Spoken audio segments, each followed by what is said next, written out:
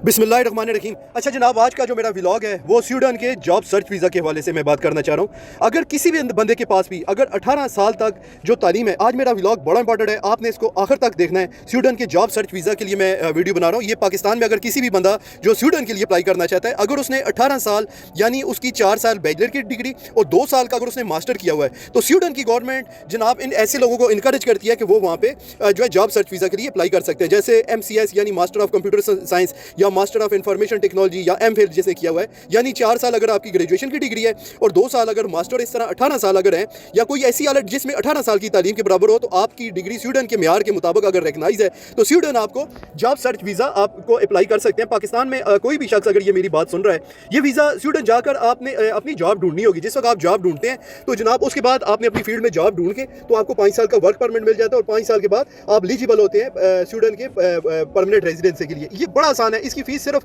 75,000 रुपये में, आपको ना किसी एजेंट की ज़रूरत है और ना ही जनाब आपको किसी और बंदे की ज़रूरत है। सिर्फ आपने 75,000 रुपया आपने फीस देनी है और इसमें आपने 15 लाख रुपया अगर आप बैंक स्टेटमेंट शो कर देते हैं तो आपने देने नहीं है, शो करने हैं, तो आपको 3 महीने का वीज़ा स्वीडन का जॉब सर्च वीज़ा मिल जाएगा। अगर आप 30 लाख रुपया बैंक स्टेटमेंट शो कर देते हैं तो आपको स्वीडन की गवर्नमेंट 6 महीने का जॉब सर्च वीज़ा देती है। आपने देने ही नहीं है, आपने अपने बैंक में शो करने हैं। अगर आप 45 लाख रुपया शो कर देते हैं तो इस तरीके से स्वीडन की गवर्नमेंट आपको 9 महीने का वीज़ा देती है। आपने ये पैसे देने नहीं है, आपने सिर्फ शो करने हैं और उसके बाद आपको जनाब स्वीडन का जो है 9 महीने का जॉब सर्च वीज़ा मिल जाएगा। और इस तरीके से 5 साल के बाद आप एलिजिबल होते हैं जो है वर्क परमिट, आप अपनी फील्ड में जॉब ढूंढेंगे और 5 साल के बाद आप एलिजिबल होते हैं स्वीडन की परमानेंट रेजिडेंसी के लिए। मैं जानता हूँ यहाँ पे एजेंट जो है 50-50, 60-60, 70-70 लाख रुपया इस चीज़ का मांग रहे हैं, लेकिन आप अगर इसको, मैं आपको जो अपनी राय देना चाह रहा हूँ कि ये इसलिए दे रहा हूँ ताकि जनाब आप जो है किसी एजेंट के थ्रू नहीं बल्कि आप खुद भी अगर अप्लाई करना चाहें तो टोटल इसका 75,000 रुपये में आपका स्वीडन का जो है आपको जॉब सर्च वीज़ा मिल जाएगा। और एक बात मैं दिल से ये कहना चाहता हूँ कि ये वीडियो मैं इसलिए नहीं बनाई कि मैं कोई एजेंट हूँ या मैं कोई कोर्स भेजना चाहता हूँ, ना ही मुझे आपसे फीस मांग रहा हूँ, ना ही मुझे आप लोगों से कुछ चाहिए। मैं एक टके की आप लोगों से कोई उम्मीद नहीं रखता, मैं अल्लाह की रज़ा के लिए करता हूँ। मेरे सामने सिर्फ एक कैमरा है और मुझे नहीं मालूम इस वक्त मेरी बात कौन सुन रहा है। शायद कोई ऐसा नौजवान हो जिसके पास उम्मीद की आखिरी सारा भी बाकी ना हो, शायद कोई ऐसा तालिब इल्म हो, ऐसा स्टूडेंट हो जिसके वालिदैन ने अपनी सारी जमा पूंजी उसकी तालीम पर लगा दी हो, शायद कोई ऐसा शख्स भी हो जो वाकई ज़िंदगी में आगे बढ़ने का एक मौका तलाश कर रहा हो। मैं सिर्फ इतना जानता हूँ कि मालूमात जितनी ज़्यादा लोगों तक पहुँचाई जाए इतने ज़्यादा लोगों के रास्ते खोलेंगे। एक वादा जो आपसे मैं लेना चाहता हूँ, अगर कल अल्लाह ताला आपको कामयाब कर देता है, अगर आप अपनी ज़िंदगी में सेट हो जाते हैं, अगर आपको अच्छी नौकरी मिल जाती है, अगर आप बेहतर जगह पहुँच जाते हैं, तो सिर्फ अपने लिए नहीं जिएंगे, कम से कम अपने 3 ऐसे लोगों का हाथ ज़रूर पकड़ेंगे जिनके पास कोई सहारा ना हो। ऐसे बंदों का आप सहारा बनेंगे जिनसे आपका कोई भी मफाद ना हो। कोई ऐसे 3 ऐसे नौजवान जिनका रास्ता ना मिल रहा हो, 3 ऐसे बच्चे जिनके ख्वाब वसाइल की कमी की वजह से दम तोड़ गए।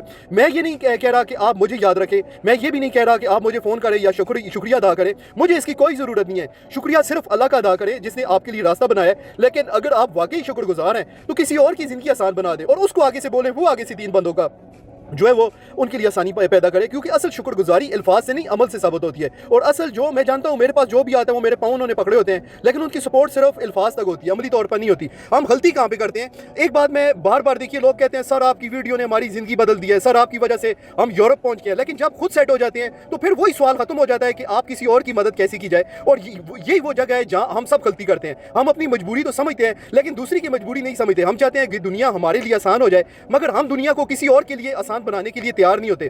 मुख्तलिफ लोग, मुख्तलिफ कहानियां, जिस दिन से मैं लोगों को गाइड करना शुरू किया है, हजारों नहीं बल्कि मुसलसल मैसेजेस कॉल आते हैं और तकरीबन हर मैसेज में एक ही जुमला होता है, सर मुझे यूरोप जाना है, सर मेरी मदद कर दें, सर मुझे रास्ता बता दें, सर मुझे आपकी ज़रूरत है। और मैं दिल से कहता हूं कि मुझे कभी किसी की शिकायत नहीं, मैं किसी से शिकायत नहीं करना चाह रहा, क्योंकि जब इंसान मुश्किल में होता है तो वो मदद मांगता है। लेकिन एक सवाल जो मैं अक्सर एक सवाल मैं सोचता हूँ कि कोई ऐसा बंदा जो बोले सर आप लोगों की मदद करते हैं, मैं इसमें कैसे सर डाल सकता हूँ, सर मैं सेट हो गया हूँ, अब मैं किसी और के लिए क्या कर सकता हूँ। ये जुमला बहुत सुनने को कम मिलता है, बल्कि सुनने को मिलता ही नहीं है। और यही बात दिल को सोचने पर मजबूर करती है। और यही वो जगह है जहाँ हम सबसे बड़ी गलती करते हैं। हम सिर्फ लेने वाले बन जाते हैं, लेकिन देने वाले बनने वाला कोई नहीं होता। हम अपनी मजबूरी तो समझ लेते हैं लेकिन दूसरे की मजबूरी समझ नहीं आती।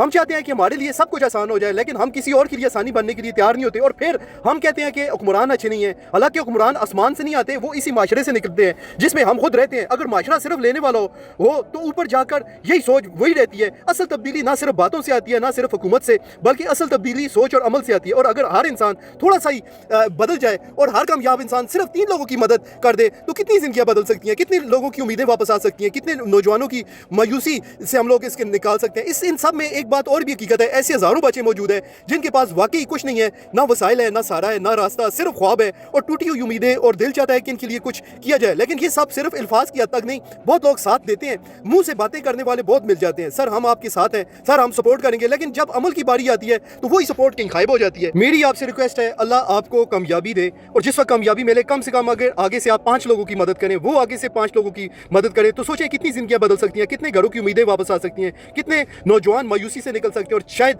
फिर एक दिन ऐसा आएगा कि लोग पाकिस्तान छोड़ने के रास्ते कम और पाकिस्तान को बेहतर बनाने के रास्ते ज़्यादा तलाश करेंगे, क्योंकि कौमें सिर्फ हुकूमत से नहीं बनती, कौमें उस वक्त बनती है जब आम आदमी एक दूसरे का सहारा बने। मैं किसी के दिल का हाल नहीं जानता, कोई वाकई मजबूर है, कोई सिर्फ बहाने बना रहा है, ये अल्लाह बेहतर जानता है। इंसान का काम फैसला करना है और कोशिश करना, फैसला करना नहीं बल्कि कोशिश करना है। इसलिए मेरी कोशिश यही है कि जो मालूमात मेरे पास है वो आप तक पहुँचाऊँ। आखिर में आपसे सिर्फ एक वादा, अगर अल्लाह आपको कामयाब करे तो अपनी कामयाबी में किसी और का हिस्सा ज़रूर शामिल करें, कम से कम 3 से 5 लोगों का। शायद इन्हीं 5 लोगों की दुआओं से आपकी ज़िंदगी का सबसे कीमती सरमाया बन जाए। अल्लाह ताला आप सब के लिए आसानियाँ फरमाए। शुक्रिया।